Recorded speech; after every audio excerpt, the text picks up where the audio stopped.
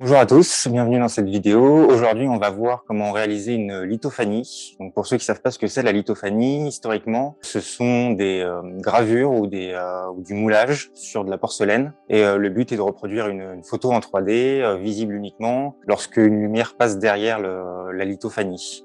Aujourd'hui, on peut réaliser cette lithophanie avec nos imprimantes 3D. Donc, c'est ce qu'on a ici.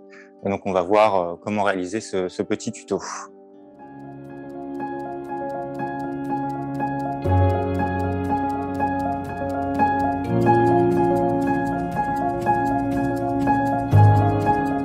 Donc la première étape pour ce tuto, ça va être de travailler sur la photo qu'on veut imprimer. Donc j'ai ici deux photos. La première que je vais vous montrer, donc la photo d'un aigle avec un fond. Ici le fond ne m'intéresse pas du tout et puis ça permet, donc je vais le retirer, ce qui permet de réduire le temps d'impression également. Donc c'est ce que j'ai fait en amont. Donc on retrouve ici la photo avec le fond supprimé. Pour supprimer le fond, je vous laisse le choix du logiciel. Moi j'ai utilisé Canva. Et donc pour transformer cette photo en lithophanie, vous avez deux solutions. La première solution, ça va être d'utiliser un slicer que vous connaissez sûrement si vous êtes familier avec l'impression 3D, c'est-à-dire Cura. Donc, intégré à Cura, vous avez la possibilité d'ouvrir directement un fichier photo comme ceci. Pour convertir l'image, ils vont vous demander quelques paramètres, donc à savoir la hauteur. Ici, je vais mettre 3 mm. La hauteur de la base, on peut mettre 0,6, ça suffit. Puis la taille de votre image. Donc ici, on va mettre 180 par 90. Il veut pas, évidemment. C'est pas grave. Le plus sombre et le plus haut. Comme la lithophanie travaille sur un jeu d'épaisseur de matériaux, plus il y aura d'épaisseur, plus la lumière sera absorbée et donc plus ça sera sombre. Donc le but là, on est bien sûr le plus sombre et le plus haut.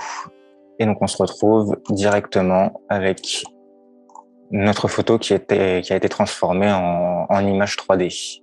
Donc on a bien les zones les plus sombres qui sont les zones les plus hautes. Donc ça, c'était la première méthode. Et vous avez aussi la possibilité d'utiliser 3D Perox. Donc c'est un logiciel en ligne qui permet de transformer donc les photos en lithophanie en image 3D. Donc on va aller sélectionner notre fichier ici.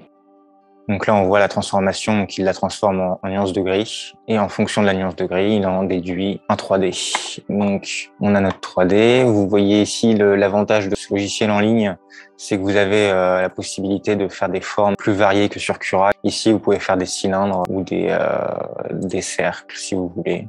Si vous avez un projet en tête, vous pouvez utiliser ces modèles-là. On retourne sur Flat. C'est ce qui nous intéresse pour ce projet. Et ici, vous avez les modèles settings. Et donc là, vous pouvez régler comme sur Cura, vous réglez la taille, l'épaisseur, la bordure, l'épaisseur la plus fine ici, 0,8. C'est dans les settings de l'image. Voilà, positive image. Faut pas oublier de mettre positive.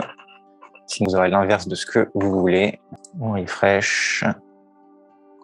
Et voilà, et là on a bien ce qu'on veut, c'est très bien. Et donc on télécharge.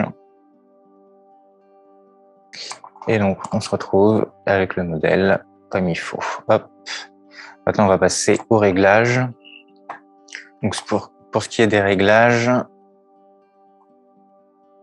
pour ma part, j'utilise du PETG blanc, parce que j'avais pas de PLA sous la main. C'est pour ça que vous voyez que ma température d'impression, on va la mettre à 240 pour le PETG. Il faut pas oublier pour le remplissage, la densité de remplissage, on met à 100%.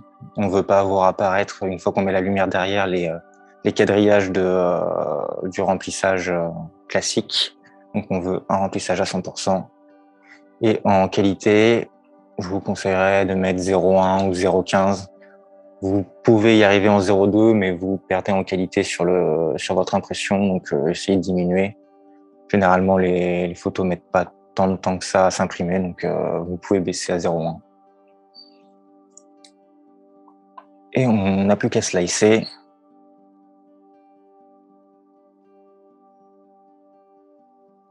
Et voilà, on se retrouve avec notre impression. Ici, on en a pour 4h50. Alors, faut faire attention si vous avez un fond avec beaucoup de formes.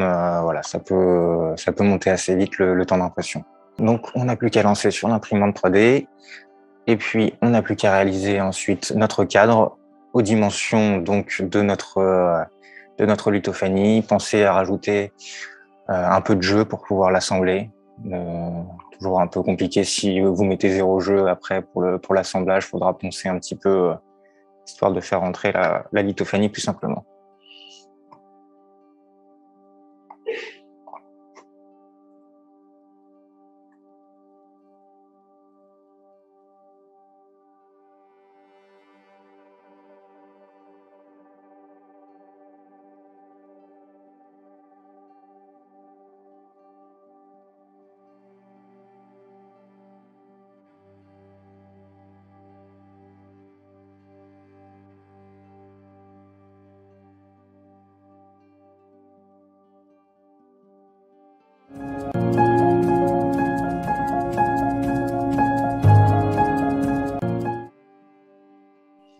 Une fois notre impression terminée, il ne nous reste plus qu'à faire le cadre. Donc, j'ai réalisé le 3D très simplement sur Fusion 360. Donc, c'est simplement un pavé avec 2 poches successives à différentes profondeurs. J'utilise la CNC pour usiner le bois. Ici, j'utilise du chêne en lamellé collé avec une fraise dedans en diamètre 4 mm.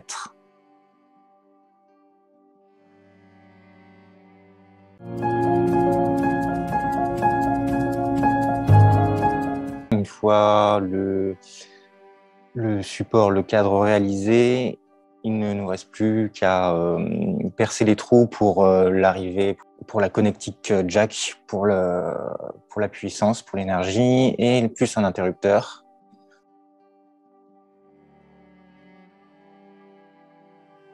Ne sachant pas ce que j'allais utiliser, je les ai percés à la perceuse après l'usinage à la CNC, mais vous pouvez le prévoir directement dans votre 3D avant.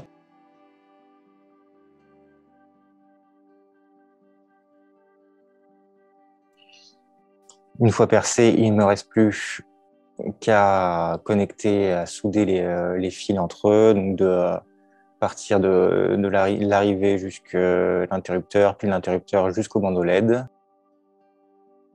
Le bandeau LED qu'on colle ensuite.